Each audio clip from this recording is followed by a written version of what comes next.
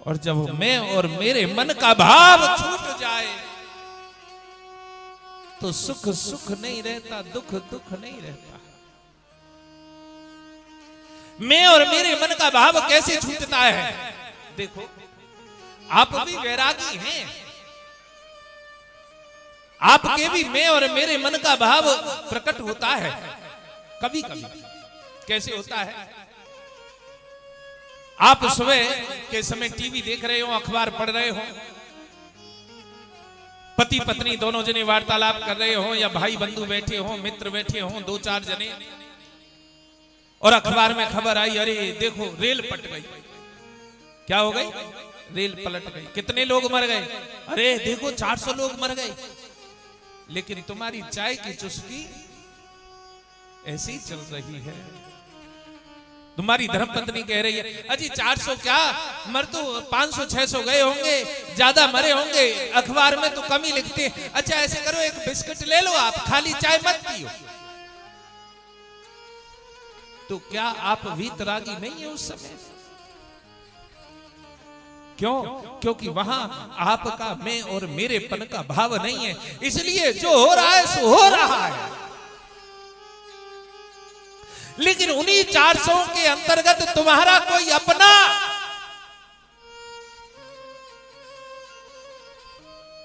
Rail के डिब्बे में फंसा हो तो मैं और मेरेपन का भाव ऐसा प्रकट होगा। तुम चाय नहीं पी सकते, तुम बिस्किट नहीं खा सकते, जब तक तुम्हें उसकी खबर ना मिल जाए तब तक तुम्हें कुछ अच्छा नहीं लगेगा। हम थोड़ी देर में वीतरागी बन जाते हैं और थोड़ी देर में डूब जाते हैं संसार के चक्करों में। लेकिन जो महात्मा होते हैं वो वीतराग में ऐसे ऐसे ऐसे फंस जाते हैं। कैसे फंस जाते हैं कि उन्हें मैं और मेरेपन का भाव लगता ही नहीं है। एक महाराज जी के पास आया, महाराज जी हाँ आपका शिष्य एक गाय लेकर आया है। महाराज जी कहने लगे, बहुत अच्छा हो गया, आश्रम में गाय की सेवा होगी और दूध भी मिलेगा, घी भी मिलेगा, दही भी मिलेगी, मठा भी मिलेगा, बहुत अच्छा, बांधो बांधो। अच्छा, अरे सुनो, उसके चरण भी सीधे कर देना, उसे गुड़ खिला देना। महाराज जी बड़े प्रसन्न हो रहे हैं। 2-4 दिन बाद चेला भागा भागा आया और कहने लगा महाराज जी कि जी हाँ बेटा, जो गाय लाया था ना वो अपनी गाय को ले जाना चाहता है। महाराज जी कहने लगे, बहुत अच्छा, ले जाए। कौन गोबर को डाले, कौन उसे नहलाए, कौन चारा डाले, अच्छी बात है, बंधनों से मुक्त होंगे, ले जाए। तो चेला कहने लगा, महाराज जी जब लाया था तब भी बहुत अच्छा, अब ले जा रहा है तो भी बहुत अच्छा। हम बाबा जी हैं और बाबा जी किसी वस्तु से नहीं बंधता है। बाबा जी किसी वस्तु से नहीं बंधता, सब चीज उसकी अपनी है। लेकिन एक पल में जो छोड़ने के लिए तैयार हो जाए, वास्तव में वही संत है। एक पल में ये सब हमारा है, लेकिन भगवान कहें कि अभी चलना है तो भैया तुरंत झोला डंडा उठाओ और चल दो।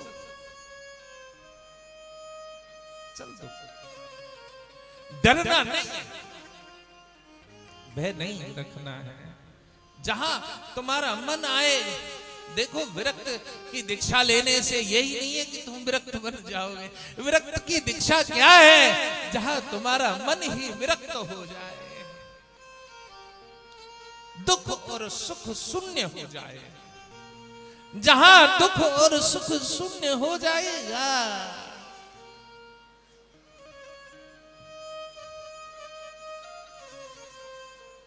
मैया से कह रहे, मां मैंने सुना है योगी जन कहते हैं कि संग में नहीं फंसना चाहिए, ज्यादा संग में ना फंसे, ज्यादा मित्रता का भाव ना बनाए, ज्यादा लोगों से संपर्क ना बनाए। क्योंकि संग से क्या होगा कि तुम फंस जाओगे।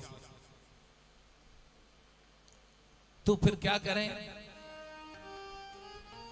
वैसे तो संग में फंसना नहीं चाहिए, लेकिन वही संग किसी साधु से हो जाए। प्रेम में फंसना नहीं चाहिए, ये ठीक है। प्रेम में फंसने से क्या होगा, हम संसार में फंस जाएंगे। हमारी आसक्ति किसी सांसारिक व्यक्ति के साथ नहीं होनी चाहिए, लेकिन वही सांसारिक प्रेम आसक्ति नहीं हो, ठीक है, लेकिन वही आसक्ति किसी साधु से हो जाए, किसी संत से हो जाए, किसी गुरु से हो जाए।